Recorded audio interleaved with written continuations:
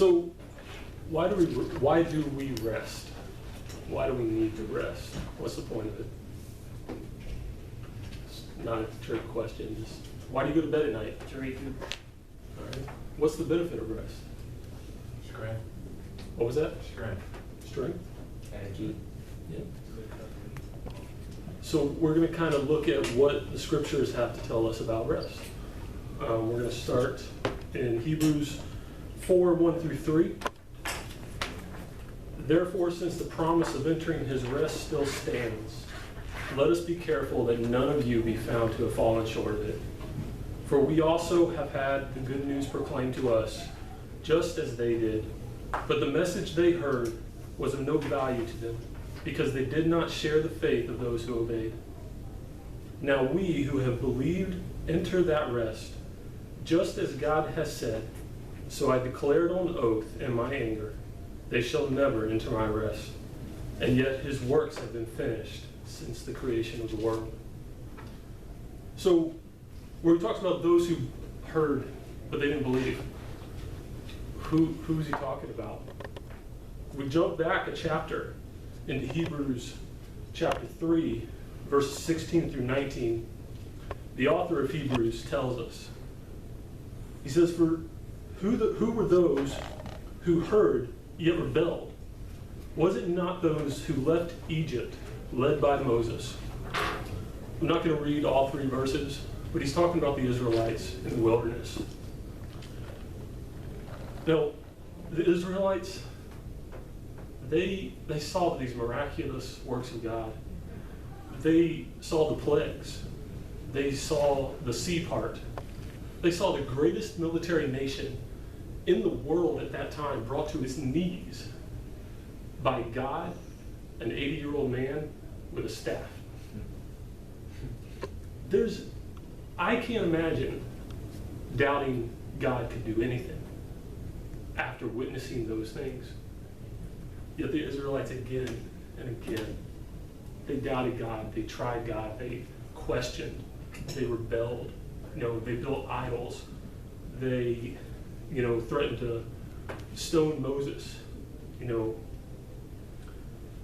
God brings them to Canaan, the promised land. Sends 12 spies in, 10 of them come out with a negative report saying there's no way we can conquer these people. The only 2 that came back with a faithful report, trusted God, were Joshua and Caleb. God got fed up with it. He said, you're never going to enter the land. This generation, those who doubted me, you will wander the desert and you will pass away. You will not see the promised land. He spared Joshua and Caleb because of their faithfulness.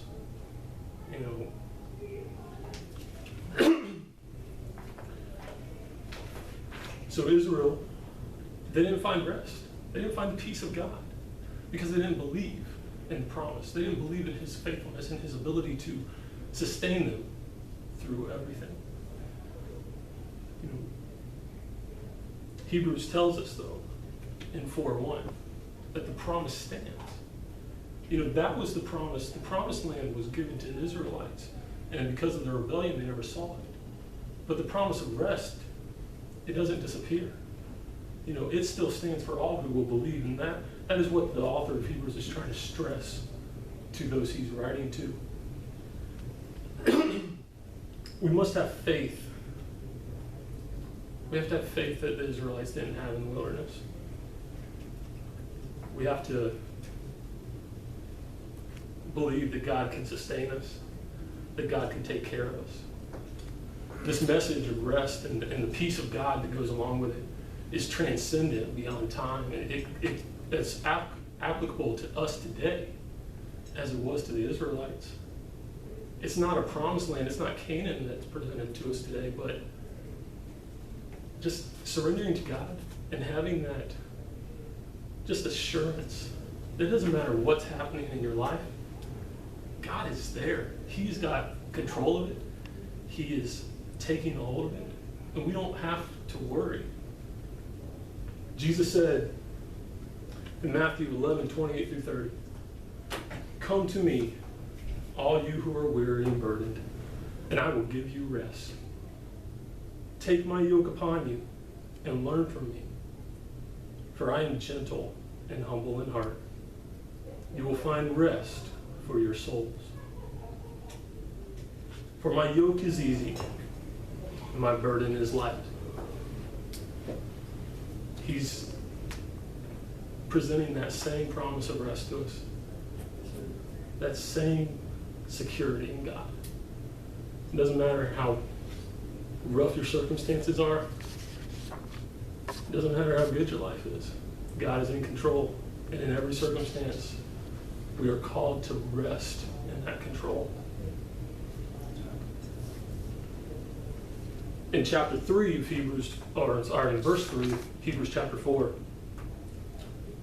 the author makes reference to the Genesis account of creation, where on the seventh day God rested. He says from the beginning, this rest has been established. It's been there from the beginning of creation. God didn't establish a day of rest because he needed to rest. It's not like God got done creating on the sixth day and was like, oh man, I really need a nap. Like, this is ridiculous, all this work. He was establishing rest for us, for his creation.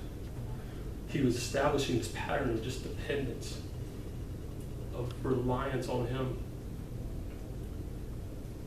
The Sabbath was something that was taken very seriously in the Old Testament among the Israelites and in the law. And you weren't supposed to do anything that day. You weren't supposed to work. You weren't supposed to do anything to provide for yourself, for your family, for a friend. Nothing. The idea behind that was utter, complete dependence on God. Didn't matter what happened. Didn't matter if your donkey fell in a hole and you had no way to plow your fields. Your dependence was on God to provide, to get that donkey out of the hole or get you a new donkey. That was the mindset. And it's the same mindset that we have to have today, that the author was stressing to the Hebrews, stressing as they were going through persecution, they were facing martyrdom, they were facing tortures for their faith. He's saying, rely on God, trust God, find this rest, find the rest that has been available to you from the beginning, and trust in him. And he's urging them, saying, do not be like the Israelites, because it isn't an eternal promise. It's transcendent, but it is not going to last forever. At some point, Christ is going to come back, and there's not going to be a chance anymore. The doors to Canaan, the doors to the promised land are going to be closed. So he's saying, believe, trust in God. Do not let your doubt stand in your way. Don't hear these words. Don't hear the good news and just not believe like they did. So to be in the rest of God is to live a life of faith in God. Utter, complete faith. Trusting in everything. God doesn't fail us. He never will. He'll always be there with us. This is something that God has, over the last 2 months, I feel like just, he's had a constant object lesson in this for me personally. And just teaching me that no matter what I'm facing, to fall on him and rely on him. On August 1st, I got married. It's one of the happiest days of my life. We had a honeymoon. It was incredible. Great time. It seemed like everything was right. Everything was the way it should be.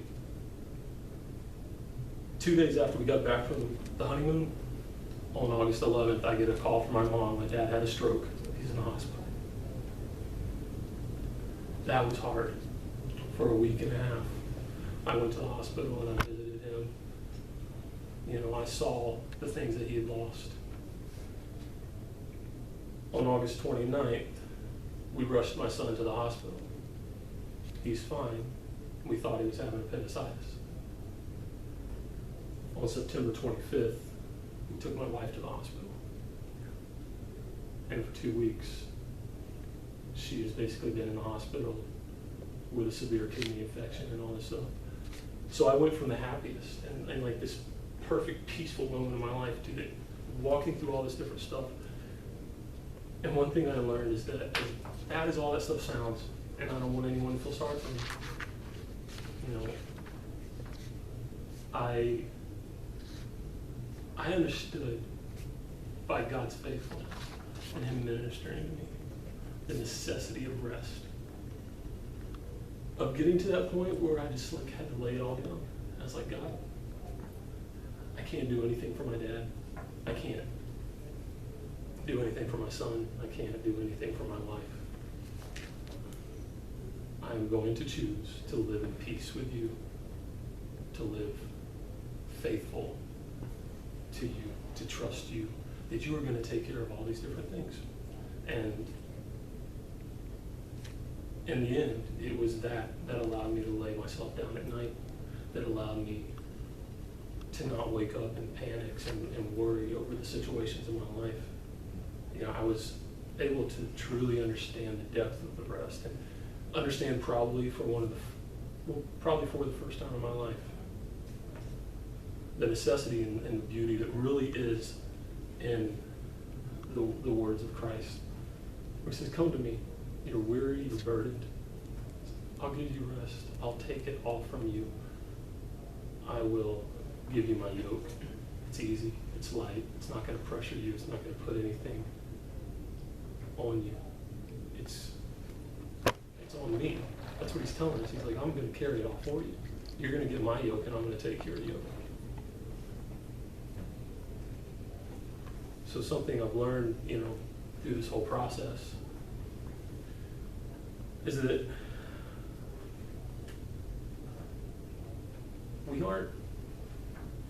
we're responsible for faith. We're responsible for trusting God. We're responsible for rest. We're all going to preach here tonight. And I know for some of us, for me including, it's kind of a nerve-wracking situation. We doubt ourselves, we question, you know. But in the end, it's not about anything that I'm going to produce. It's not my burden to bear.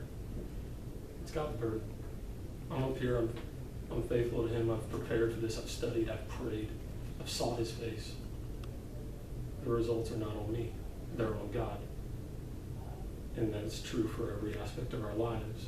It's true for our families, it's true for our children. As parents, those of us that are parents, we worry about our kids, we worry about how are they going to grow in the faith, how are they going to live for God, are they going to reject God, are we going to do enough to be the example for them? It's not on me. The burden isn't. I give my child to God, I pray, I do my best to teach him, and in the end the results are God's in every aspect. Is it okay we pray? Sure. Okay, awesome. We're going to pray. We're going to finish this right. Mm-hmm. Father God, I thank you for your faithfulness. I thank you that from the beginning of creation you established rest. In your wisdom you understood the need for it, the necessity, the life that accompanies rest. I thank you that you walked with us through trials, that you never abandon us. I thank you that you've been with me through the last few months, God. I pray that you would be with every single one of my brothers tonight as we bring your word.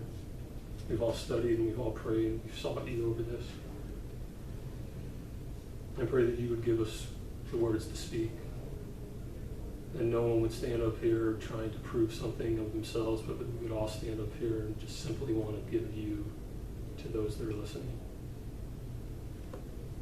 I pray that you bless us all and that you lead us in our ministries as the future unfolds, God. In Jesus' name. Amen. So how long was it? It didn't actually start, did it? I wonder what happened here. Okay. I kept looking at it, I'm like, man, it had been 12 Let me minutes. try this here. Yeah, it was it's about 14. Okay, sweet. So I think you're I wanted to set. make sure I was Yeah, that was good. I just 14. like, I ran out of stuff. Let me just see if did the timing not come out. I'll keep the timer here just in case. Yeah, this should be.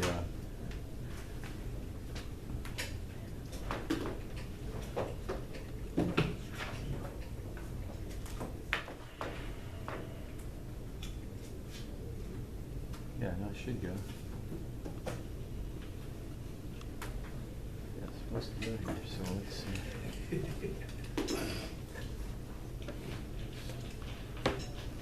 Okay, everybody, if you want to take just a couple minutes, and what we can do, I'll take your, if you would like, my plan was to give each other feedback. A little bit of verbal feedback in addition to your forms. So take a couple minutes to just complete your forms, give each other some feedback. We can do that at the end if you'd like. If that's less stressful for you. That way we can do everybody there, but then you got to remember 8 other people before you get to the end. Let's do it now. So, you more comfortable doing it now? I will forget otherwise. Okay, that's my general sense is that's probably the case right there.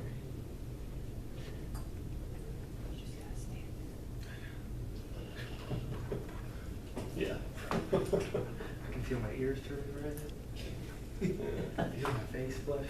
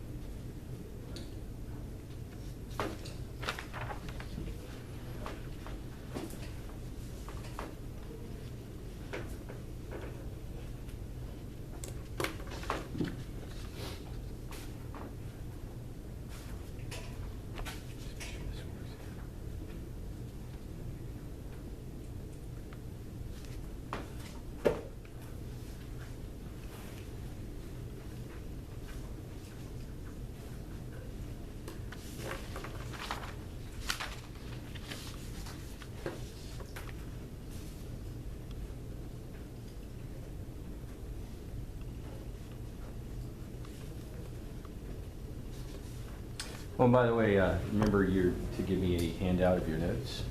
Okay.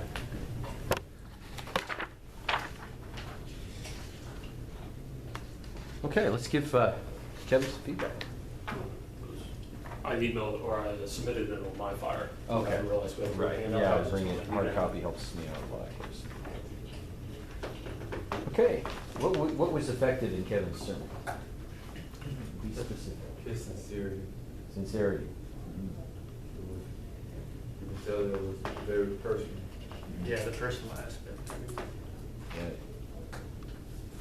Absolutely. You can definitely tell when you got into it. You know what I Yeah. mean? Yeah. Yeah. First couple minutes, it was a little, heart was pounding. I know. I know.